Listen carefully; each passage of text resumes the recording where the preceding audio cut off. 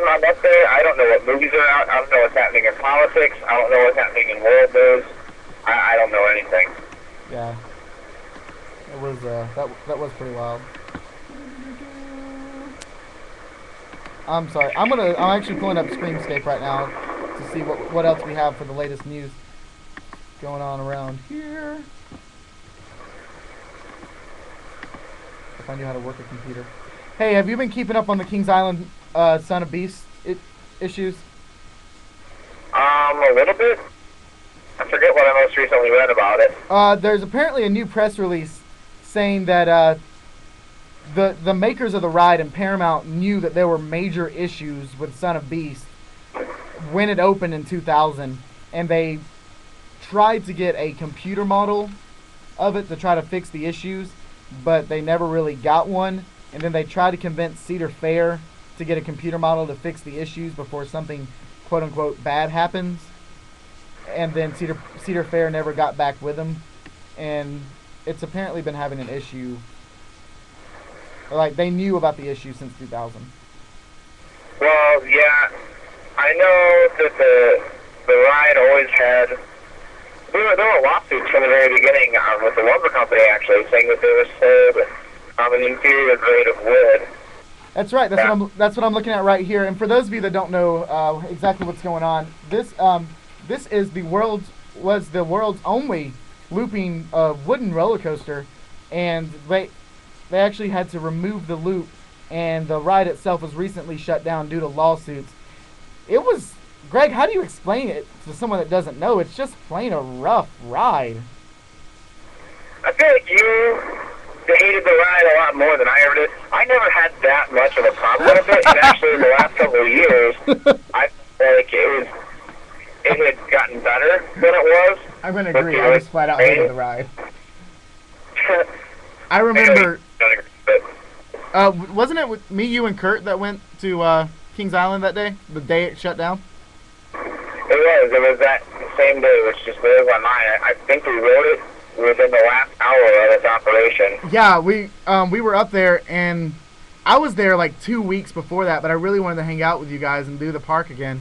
And we were there, and you guys were like, come on, let's go ride Son of Beast. And I'm like, no, I'm going to get me a snow cone and a pretzel. I'm going to chill, man. And so I did. And little did I know, that was like the last couple of moments of that operation of that ride ever.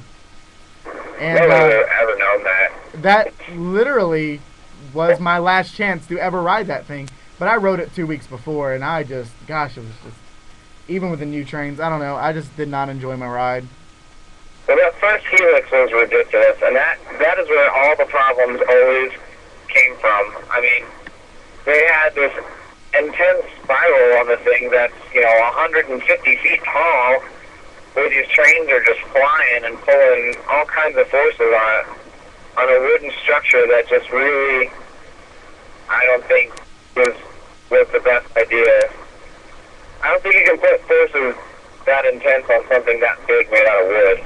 It was over 200 feet tall, the fastest wooden coaster in the world. Here is a quote from the news article. Since the roller coaster opened in 2000, there have been 6 incidents involving injury that have been reported to the Ohio Department of Agriculture. I believe it. They even had those structural failures back on the ride. Yep.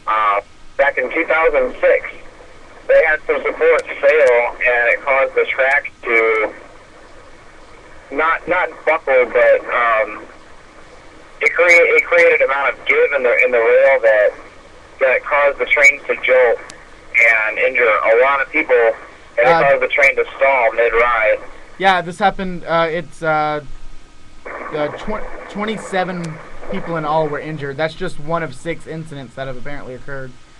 27 people were injured on July 7th of 2006. That's the one, yeah. Yeah. It's I had actually been to the park a couple weeks before that and ridden it. That's scary, dude. That's a scary thought. Which, I mean, we're talking about this, but guys listening on the air, you got to note that this is rare. This stuff like this is very rare. Oh, yeah. And something else that was funny. You remember the whole face-off incident that the news got a hold of, where they had to, what wasn't it? Was it Knott's Berry Farm that decided to do an evacuation from face-off while it was on the lift? Do you even know what I'm talking about? No, not the something that has one. They've got an old traditional boomerang. It was gosh, I don't think it was Kings Island, but anyway, one of the face-offs or Vertigos or whatnot. America. Do what? Could have been Great America. I think it was. They decided to do an unload, an emergency evacuation, and the news got a hold of it, which is so weird because, I mean, you and I both know that, you know, walking someone down from a lift is not that big of a deal. It's not a big deal. It's not life-threatening, and it's actually something that happens a lot more often than you'd think. Yeah. It's really funny to see the news get a hold of something like that because really, it's not that bad. And now, what I've yet to hear anything about is these 90-degree lift hill evacuations. That would be fun. I don't know how you pull that off. I don't either, and I don't know if I really want to know. Hey, before we go, a few things on Screamscape that's on today's reports.